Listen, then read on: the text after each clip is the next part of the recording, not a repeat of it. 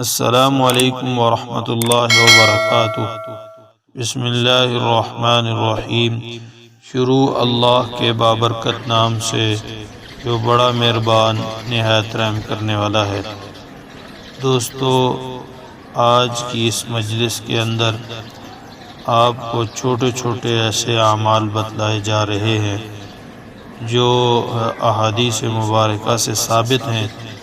عمل چھوٹا ہے لیکن اجر و ثواب ان کا بہت زیادہ ہے۔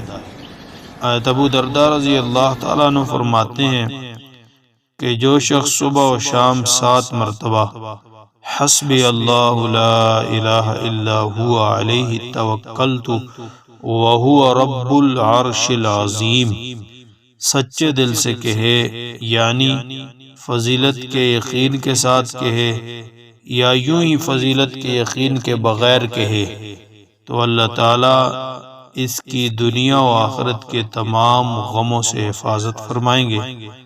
اور اس کا ترجمہ یہ ہے، مجھے اللہ تعالیٰ ہی کافی ہیں، ان کے سوا کوئی معبود نہیں، ان ہی پر میں نے بھروسہ کیا اور وہی عرش عظیم کے مالک ہیں۔